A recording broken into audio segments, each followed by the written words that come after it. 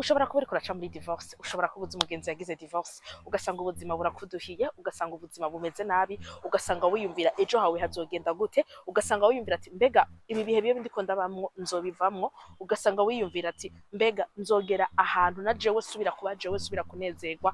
Make sure you watch this video. Make sure you share any of your friend ariko araca muri divorce canke yagize divorce ubuzima bwe butameze neza, and I am so nukuri ndakubwije ukuri, you will thank me later.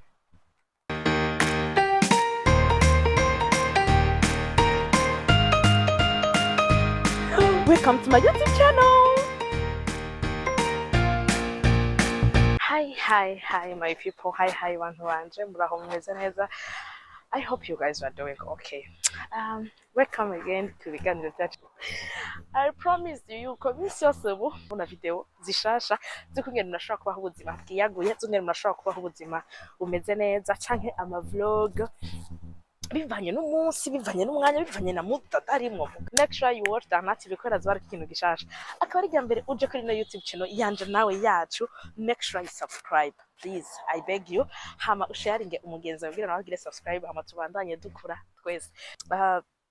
Uno munsi nkuko mubibenya muri introduction, shaka ko tuyaga kuri divorce.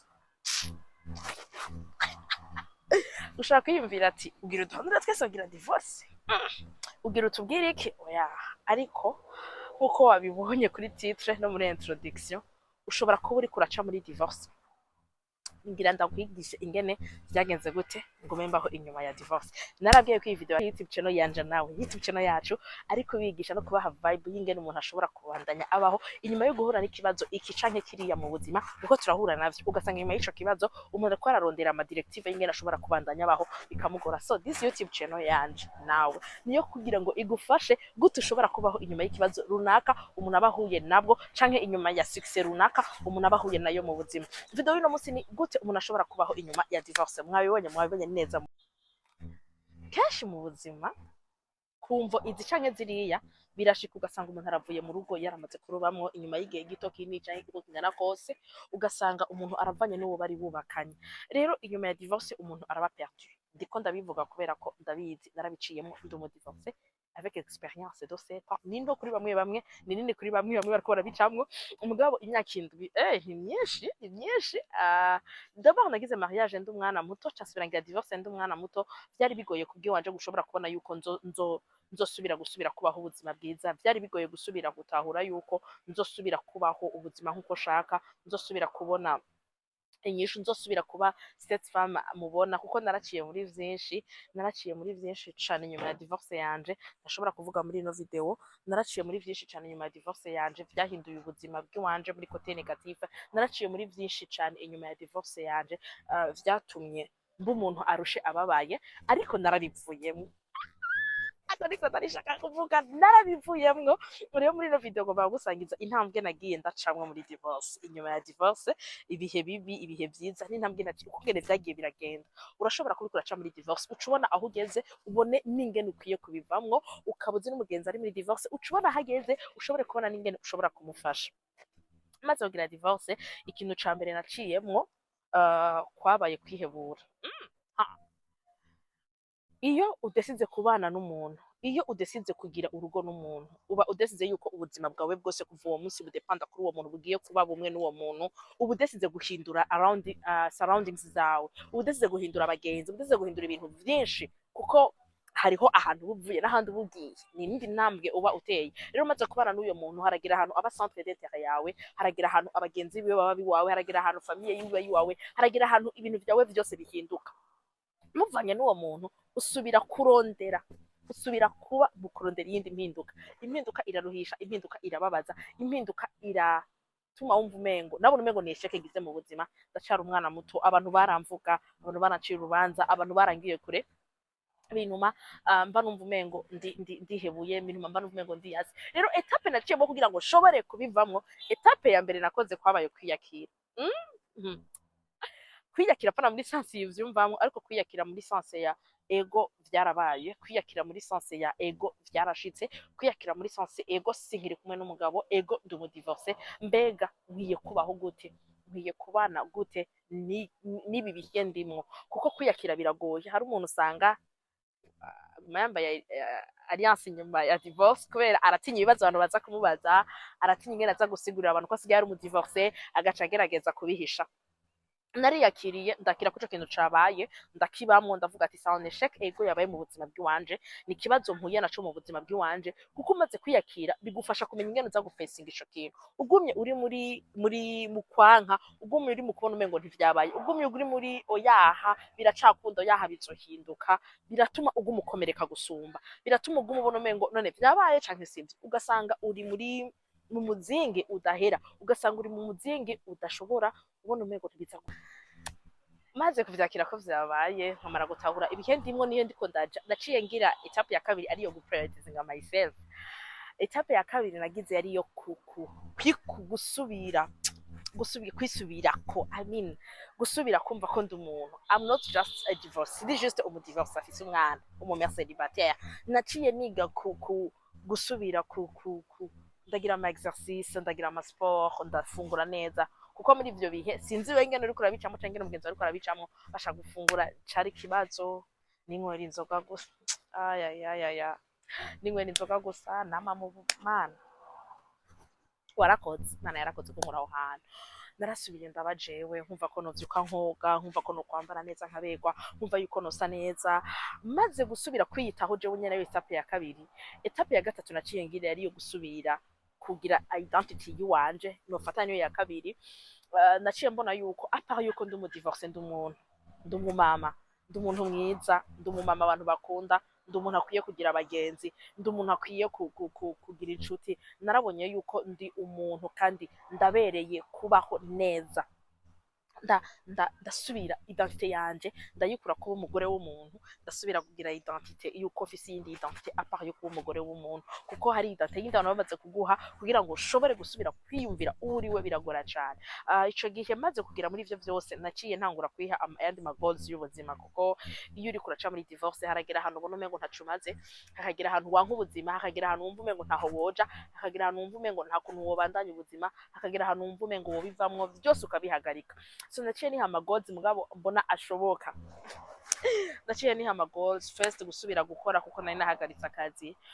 Ndiha ama goals gusubira kuba umuntu w'abantu, gusubira kugira abagenzi kuko nari umugore wo muhira, sina abantu benshi twari twatakaranye. Ndasubira ndiha ama goals, I'm someone who can talk to people. Reka nsubire kuri YouTube channel, reka nsubire nkore nje kuri radio, nsubire mbe jewe. Ndasubira ndiha ama goals kuko iyo kuraca muri divorce ama goals yawe aratakana.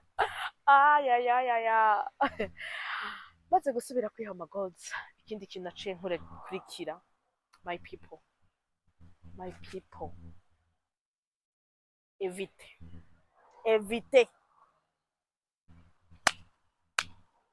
evita gufrequentinga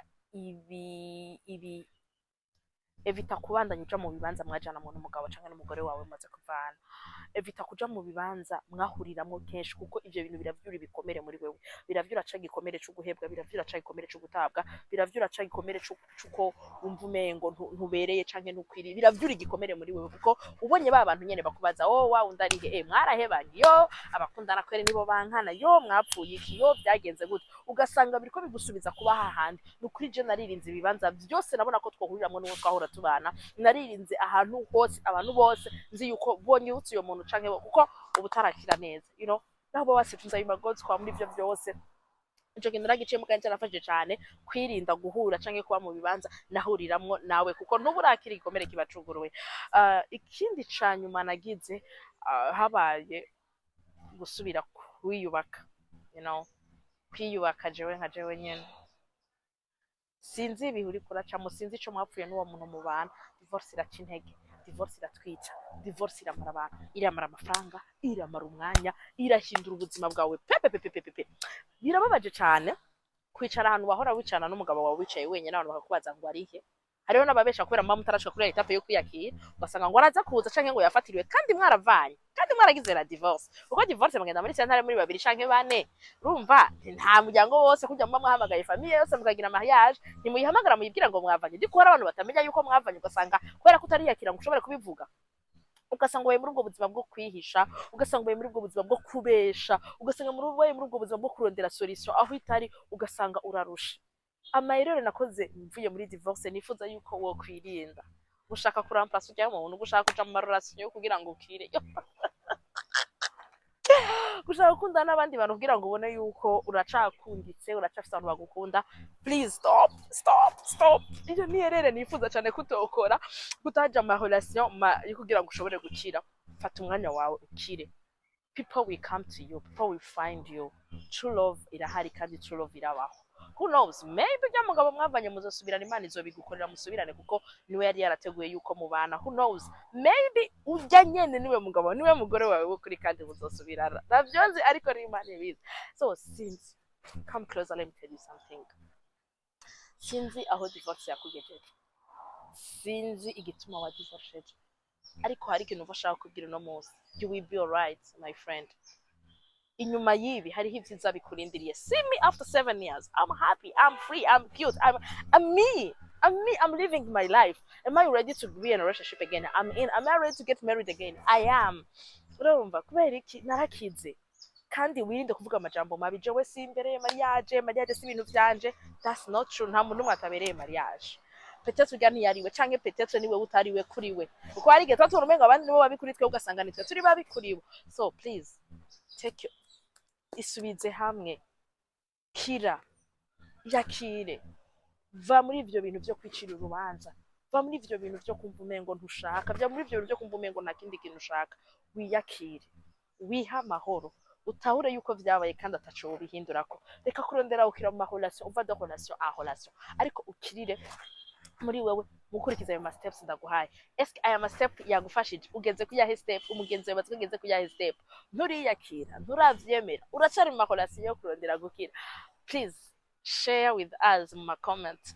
Uri mu divorce, ni gute wabigenjeje kugira ngo ushobore kuba mu mahoro après divorce yiwawe? Share natwebwe mu comment utubwira ati nk'umuntu nigiki wumvise muri no video nikica kuryoheye. And please subscribe kama utaragira subscribe. This is the end of this video. Thank you for watching this. Thank you for always kama mumva like. Ndabashimiye kuri feedback ndiko ndaronka. Let's meet again kuri YouTube channel yanje nawe Darna TV. Dusubire tuyage. Wiyumvira ko ari giki nzovuga. Nigiki wifuza yuko ndakwigisha? Niki wifuza kumenya? Bishira mu commentaire hama tubikorere ko mu video akurikira. Thank you for the love you are showing me, guys. Kuri Instagram, kuri TikTok, kuri YouTube channel. Ukaba utangurikiranaho hose. Make sure you go and subscribe. Kubera ko hari byinshi bishasha bigiye kuza.